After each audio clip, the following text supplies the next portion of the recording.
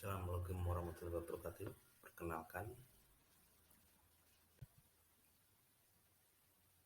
saya Andreas Agatha Herianto Putro, nomor induk mahasiswa 29021 program studi akuntansi, dosen pengampu Bapak Priandi SE AK MMCA. Untuk tugas akhir semester ini dari mata kuliah auditing 1, saya akan mempresentasikan tentang analisis kasus Enron.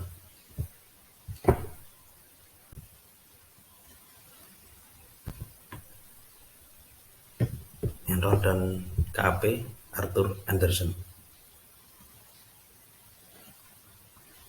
Terkait kebutuhan perusahaan terhadap jasa akuntansi publik, kronologi kasus, peranan auditor, peranan manajemen, kode etik yang dilanggar, dan tujuan tanggung jawab audit.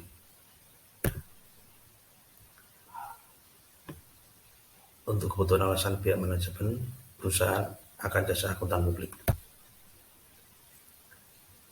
Terkait dari laporan keuangan,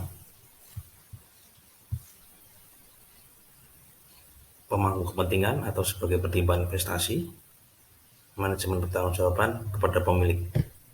Terdapat konflik kepentingan antara pemilik dan AKP-nya. Antara konflik kepentingan ini ada audit laporan keuangan oleh auditor independen.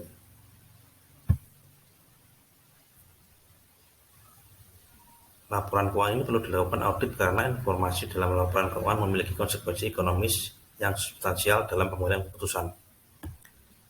Yang kedua, sebuah keahlian sering diperlukan dalam penyusunan dan verifikasi informasi dalam laporan keuangan. Ketiga, pemakaian laporan keuangan tidak bisa secara langsung melakukan verifikasi terhadap kualitas informasi dalam laporan keuangan Taylor 1997. Profil Enron sendiri merupakan perusahaan yang berada di bidang gas dan pipa jaringan, didirikan oleh Kenneth Lai 1985 dengan merger dua perusahaan, yaitu Hester Natural Gas dan Internal. Hingga tahun 2001, Enron mampu mempekerjakan sekitar 20.000 karyawan lebih di berbagai negara.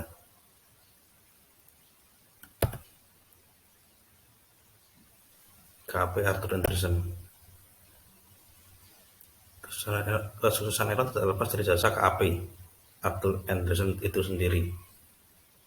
KAP Arthur Andersen adalah perusahaan jasa akuntansi berbasis di Chicago, Illinois, yang termasuk aktor akuntan The Big Five di Deloitte, Ernst Young, dan KPMG.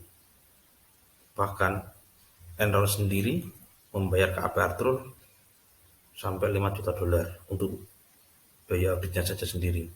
Untuk konsultasinya sampai $50 juta AS. Skandal Enron Arthur Andersen. Dari lini masa sendiri, sejak 1987, Enron memiliki hutang sampai dengan 75% dari nilai pasar saham.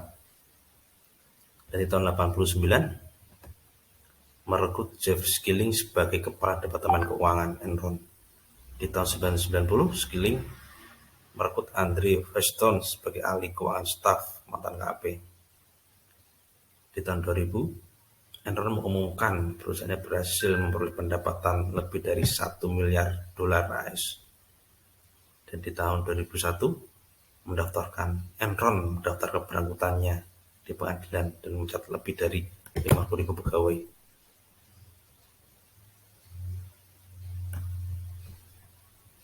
Kronologisnya, tahun 2001 terungkap kasus kecurangan laporan keuangan Enron yang melibatkan KAP atau Andersen. Terdapat utang yang tidak dilaporkan dalam laporan keuangan, sehingga berakibat nilai investasi dan laba yang ditahan berkurang dalam jumlah yang sama. Karena utang tersebut tidak dilaporkan, maka pemegang aturan percaya bahwa Enron tidak mengalami lonjakan utang. Pada Juli 2001, harga saham jatuh sampai $47 per lembar saham. Dan CEO-nya mundurkan diri, Jeffrey Skilling. KAP Arthur Andersen terlibat dalam kasus manipulasi laporan keuangan Enron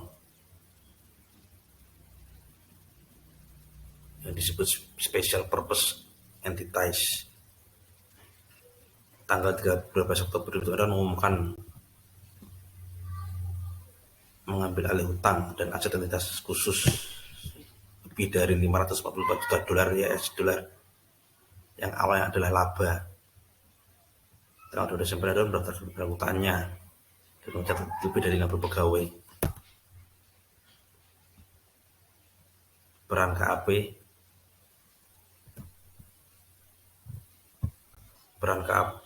atau Anderson terhadap Enron. Uang yang dipinjam diakui sebagai pembelian nilai kontrak dan dicatat sebagai uang pendapatan penjualan, meskipun sebenarnya adalah hutang. Enron mendirikan 3 perusahaan, dan 3 perusahaan itu mengajukan pinjaman, dan pinjaman itu dianggap atau diakui sebagai pendapatan Enron tersebut.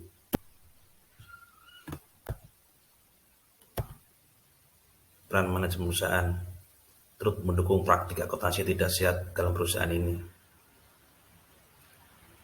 Board of Director membiarkan kegiatan bisnis tertentu yang mengandung konflik kepentingan dan mengizinkan transaksi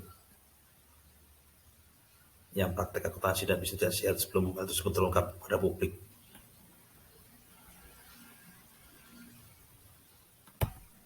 Kode etik dilanggar: integritas, objektivitas, perilaku profesional, tujuan dan tanggung jawab audit yang sudah dilakukan oleh kantor akuntan publik yang bertugas. Tujuan sebuah perusahaan melakukan audit terhadap laporan keuangan adalah untuk meminimalisir konflik kepentingan antara pemangku kepentingan dan manajemen perusahaan.